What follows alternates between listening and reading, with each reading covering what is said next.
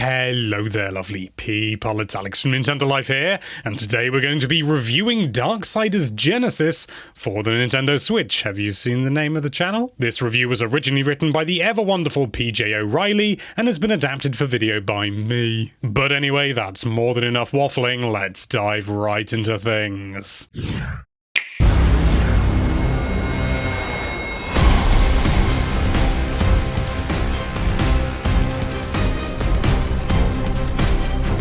Darksiders Genesis continues the series' penchant for switching up its central gameplay styles and influences, this time settling on a Diablo-esque camera angle for hack-and-slash antics. At first glance, it may seem far removed from the third-person romps that made up the rest of the franchise, but rest assured, once you jump in and find your rhythm, this is very much the Darksiders of old. A non-stop killathon with plenty of secrets, puzzles, platforming, and upgrades to keep you busy over its roughly 15-hour running time. A prequel to the 2010 original, the story here sees you take control of returning favourite War and newcomer Strife as they set out at the behest of the Charred Council to have a stern word in Lucifer's ear. He's been upsetting the natural balance of things as you'd expect old Lucy to do, granting his demonic hell pals all sorts of powers and generally being a big red nuisance. And now it's up to your mismatched duo to take these bad boys down with a little help from returning series stalwarts who have fun names to pronounce, Samael and Volcrim. It's a fairly simple setup that throws you straight into the action, with a story that never boils down to much more than getting sent on a bunch of errands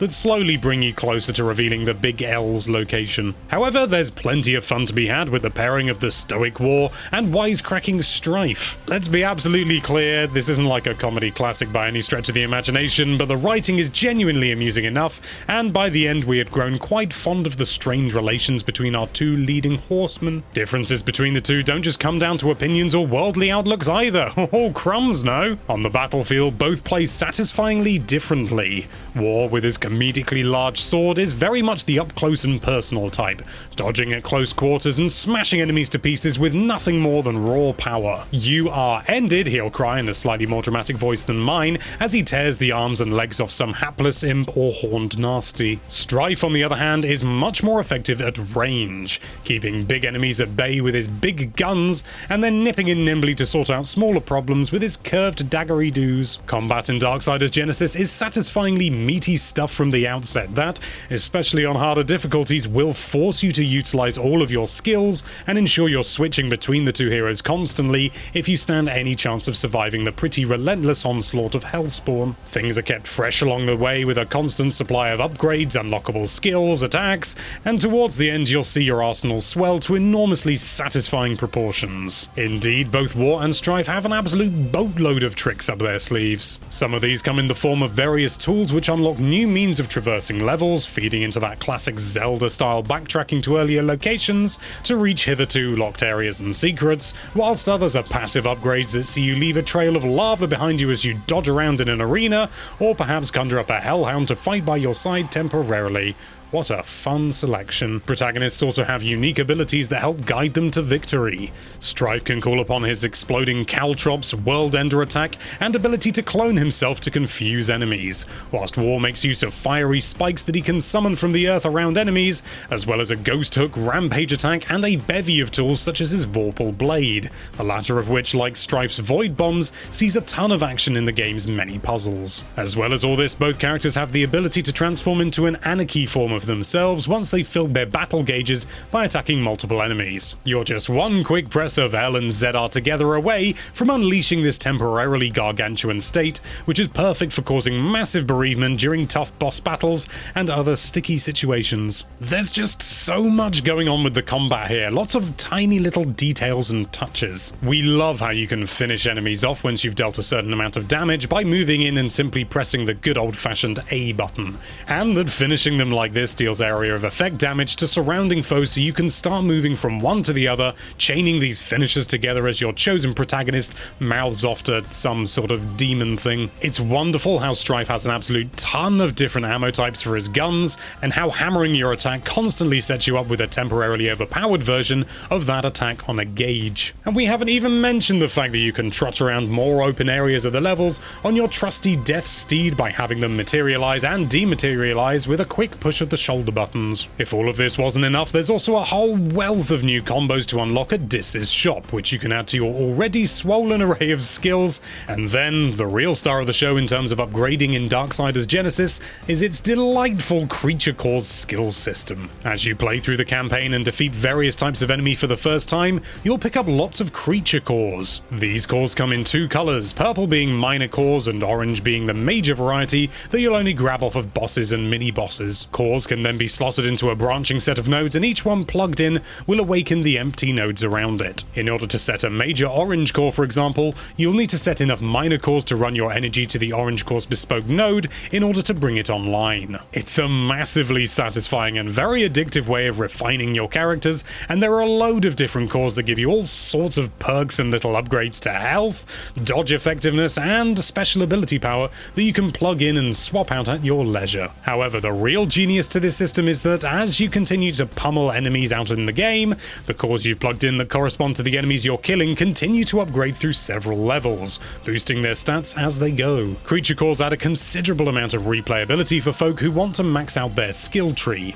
You'll need to fight bosses multiple times, for example, if you want to see their core's effectiveness truly maxed out. The game also has an arena mode, which unlocks around about midway through the campaign, that sees you fight through waves of enemies before eventually unlocking an endless battle mode. All of your progress here feeds into the core system and carries the associated perks over into the main campaign. Further to this, you'll also unlock an apocalyptic difficulty, which really does require you to think about how you've upgraded War and Strife and put all of your skills into practice perfectly if you're going to survive. In fact, we reckon this is one game that absolutely benefits from being played on a higher difficulty than normal if you want to get the most from all the systems at play. If it isn't apparent already, the combat and upgrading system here is properly good stuff, and it's incorporated into these great big stages that contain a remarkable amount of puzzling and platforming. Levels are surprisingly elaborate fares as well, labyrinthian spaces that twist and turn and hide a satisfying number of secrets. Indeed, there are a ton of bits and pieces to collect here, and most of them avoid being just busy work in favor of actually being useful in the process of upgrading your two heroes. There are the creature cores as we mentioned before, there's Bowman coins and souls, which are the two in-game currencies, and trickster keys, which you'll need to access little hidden bonus rooms full of goodies and new moves. None of this, of course, is in any way truly original, and as with any Darksiders game, you can spot the influences a mile off, but it's just so satisfying to play through and solidly put together.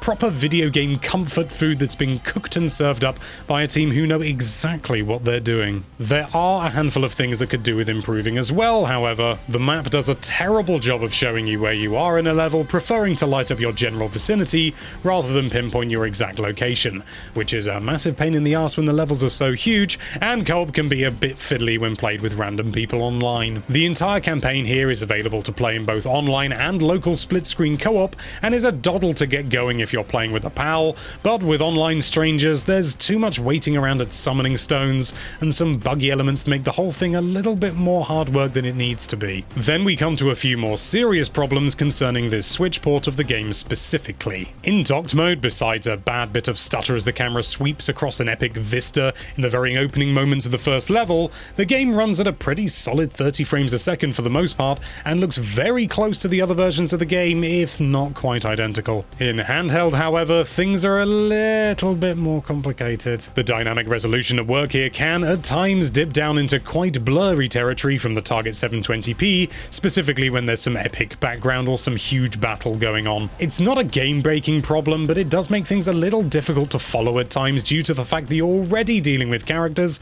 that are quite small on a handheld screen. There's also just a little bit more chugging along in the FPS department in portable mode compared to docked. Again, it's not a massive or constant issue, but it does slow down here and there during big fights, and combined with the variable resolution and sometimes tiny size of characters on the screen, it's definitely a little harder to relax with than when you're playing in docked. However, having said all that, handheld mode is still perfectly playable if you can put up with these issues, and we found ourselves pretty much forgetting about them after a while, especially when we started replaying levels and we knew the layout of the areas we were battling in. Still, it's a shame that Airship Syndicate wasn't able able to keep that resolution to a fixed 720p in handheld, as the accumulation of factors definitely deals a bit of a blow to the game's score. We can only keep our fingers crossed that a patch arrives to improve things. Ultimately though, this is a late-stage, current-gen video game that has been condensed onto a much weaker portable platform, so it's hardly surprising that it struggles to hit those high notes consistently. It's more of a surprise that Switch has a version of this game at all, to be brutally honest. Darksiders Genesis is, for us, the best entry of the series in terms of its mix of satisfyingly meaty hack-and-slash action and huge levels filled with secrets, puzzles, and platforming. With its fully co-op campaign, unlockable arena mode, and apocalyptic difficulty feeding into that addictive creature core grinding, there's an absolute ton here for fans of the series and newcomers alike to get their teeth seriously stuck into. The Switch version may suffer slight blurriness and FPS hiccups in portable mode, but if you can make peace with these problems, this is a highly entertaining action game at a very reasonable price.